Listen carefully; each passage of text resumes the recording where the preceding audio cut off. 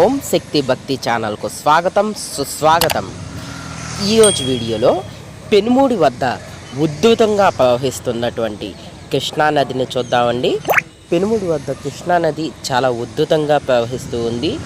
ఈ బస్ వెళ్ళేటువంటి బ్రిడ్జికి ఆనుకుని వెళ్తున్నట్టుగా ఉన్నాయండి నీళ్లు కూడా. ఇటువంటి వరద అంతకుముందు ఒకసారి వచ్చిందండి, దానికంటే కూడా ఎక్కువ స్థాయిలో ఇప్పుడు వరద రావటం జరుగుతుంది.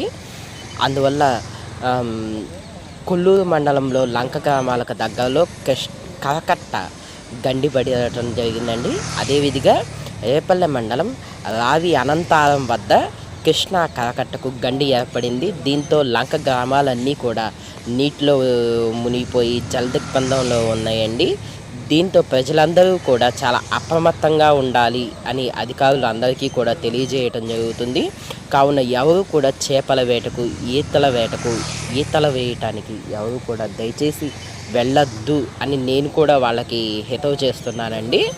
చూడండి, ఇటువంటి 12 లక్షల క్యూసెక్కుల వరద అనేది సముద్రంలో కలవటానికి వెళ్తూ ఉందండి.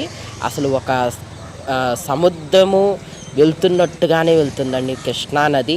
ఎంత ఉద్ధృతి రూపంలో వెళ్తుందో చూడండి. ఇంత ఉద్ధృతి కనుక కరకట్ట గండి పడి ఈ ఊళ్ళన్నీ కూడా ముంచెత్తటానికి కృష్ణమ్మ రెడీగా ఉందండి. అందువల్ల సమీప లంక ప్రాంతాల్లో ఉన్నటువంటి ప్రజలందరూ కూడా సత్వరమే మీకు కేటాయించినటువంటి సురక్షిత ప్రాంతాలకు తరలి వెళ్ళి ఎన్డీఆర్ఎఫ్ బృందాలకు సహకరించాలని చెప్పి నేను కూడా కోరుచున్నానండి. మీకు తెలిసిన వారికి ఇంటిమేట్ చేస్తూ ఉండండి.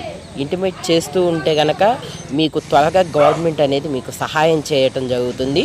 నేను చేసినటువంటి ఈ వీడియో కనుక మీకు నచ్చినట్లయితే ఈ వీడియో చూసి మీకేమనిపించిందో తప్పకుండా కామెంట్ సెక్షన్లో మెన్షన్ చేయండి. ఒక పక్క కృష్ణానదిలో అంతకంతకు పెరుగుతున్నటువంటి వరద ఉద్ధృతండి. దాదాపు 12 లక్షల క్యూసెక్కుల నీరు సముద్రంలోకి వెళ్తుంది. అందరూ జాగ్రత్తగా ఉండండి.